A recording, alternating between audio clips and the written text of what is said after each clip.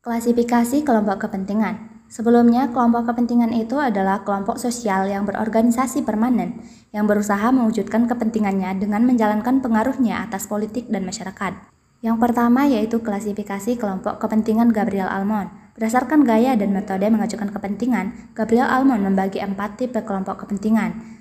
Yang pertama yaitu kelompok kepentingan institusional, yaitu kelompok kepentingan yang muncul dalam lembaga politik dan pemerintahan, yang fungsinya bukan untuk mengartikulasikan kepentingan, seperti kelompok tertentu di angkatan bersenjata, birokrasi, dan partai politik. Kemudian yang kedua yaitu kelompok kepentingan anomik, yaitu mengedepankan kepentingan spontan dan berorientasi pada tindakan segera.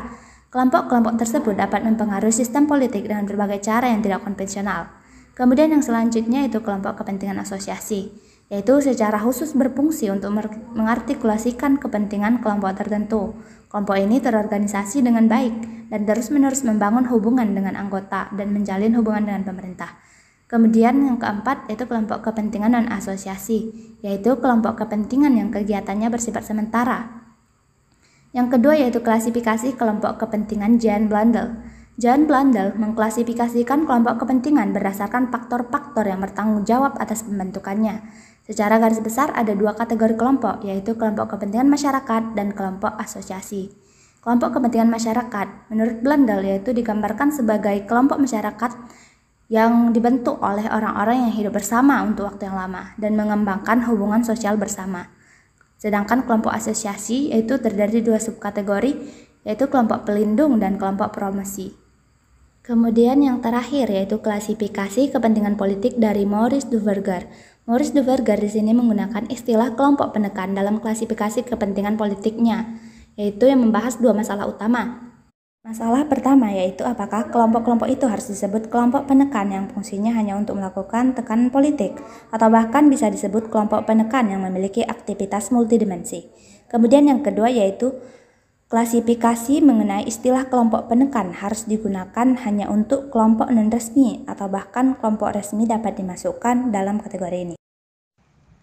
Dari penjelasan sebelumnya, kita dapat mengetahui bahwasanya kelompok kepentingan dapat mengakses sarana politik. Kenapa demikian?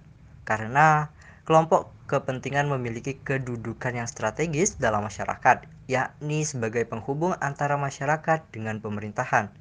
Nah, keberadaannya dapat mendinamisasikan sistem politik yang hakikatnya diwarnai persaingan berbagai kepentingan untuk saling mempengaruhi. Lalu, dalam menyampaikan aspirasinya kepada pemerintah, kelompok kepentingan biasanya akan menempuh 2 cara, yaitu yang pertama, menyampaikan isu-isu yang sudah diartikulasikan untuk dibeli partai-partai politik. Lalu, yang kedua, kelompok kepentingan menyampaikan aspirasi yang sudah diartikulasikan kepada pemerintah. Nah, cara yang ditempuh dapat melalui lobbying, kampanye media massa, dan sebagainya. Dalam mengakses sarana politik juga, keberhasilan mempengaruhi pemerintah sangat ditentukan faktor-faktor seperti kebudayaan politik, struktur kelembagaan, watak dan sistem partai, watak dan gaya dalam kebijakan publik. Secara umum, sistem perwakilan kepentingan dibagi menjadi 2, yaitu pluralisme dan korporatisme. Pluralisme sendiri merupakan suatu sistem yang memungkinkan semua kepentingan dalam masyarakat bersaing secara bebas untuk mempengaruhi proses politik sehingga tercegah terjadinya suatu kelompok yang mendominasi kelompok lain. Nah, sistem ini beranggapan bahwasanya keputusan politik yang penting lebih dapat dipengaruhi secara efektif melalui kelompok yang terorganisasikan secara baik. Korporatisme merupakan corak perwakilan yang berusaha menghubungkan kepentingan negara dan masyarakat. Pemerintah berupaya secara aktif ikut campur dalam perorganisasian berbagai kelompok kepentingan, sehingga kelompok kepentingan tersebut terlibat dalam perumusan kebijakan pemerintah. Tujuan sistem perwakilan kepentingan korporatisme adalah untuk menampung aspirasi dari kedua belah pihak, baik dari pemerintah maupun masyarakat, agar tidak terjadi kesenjangan fungsional di antara keduanya, sehingga kepentingan dari masing-masing pihak dapat terrealisasikan dengan baik, sesuai dengan apa yang menjadi harapan mereka. Kelompok kepentingan di negara demokrasi. Seperti yang kita tahu, politik akan dikatakan efektif jika dukungan dan tuntutan itu mampu ditanggapi kemudian diformulasikan dalam bentuk kebijakan, di mana kebijakan ini adalah representasi berbagai kepentingan dari masyarakat. Tetapi tidak semua aspirasi ini bisa kita temukan di dukungan formal seperti partai politik.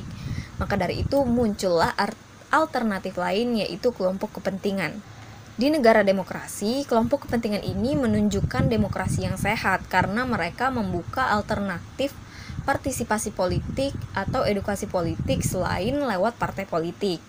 Tetapi juga banyaknya kelompok kepentingan ini mengakibatkan terjadi kompetisi antar mereka, bahkan mungkin terjadi konflik, di mana konflik ini tentunya akan melemahkan demokrasi. Banyak sekali kemungkinan yang terjadi untuk kelompok kepentingan ini, baik itu kemungkinan positif ataupun negatif. Di sini kelompok kepentingan adalah entitas yang penting dalam demokrasi yang sehat. Tetapi jika tidak diawasi, kelompok kepentingan ini bisa membahayakan demokrasi juga, karena kepentingan mereka mungkin bertentangan dengan kepentingan umum. Berbeda dengan demokrasi, rezim otoriter sering membatasi dan bahkan melarang pembentukan kelompok kepentingan dan lobby. Dalam rezim otoriter, kekuasaan biasanya berada di tangan diktator atau sejumlah kecil pejabat, sehingga aktivitas kelompok kepentingan apapun akan diarahkan secara sempit kepada para pejabat ini. Dalam rezim otoriter, perubahan dalam eksekutif dapat membawa peningkatan keberhasilan beberapa kelompok dengan mengorbankan yang lain. Misalnya, pergeseran dari kediktatoran sipil ke militer atau sebaliknya di sejumlah negara di Afrika, Asia, dan Amerika Latin pada periode 1930-an hingga 1980-an, mengubah konfigurasi kelompok kepentingan dan pengaruh kepentingan. Rezim otoriter terbiasa untuk melakukan kooptasi dalam rangka memenangkan dukungan sebagai cara untuk menjinakkan masyarakat sejak awal.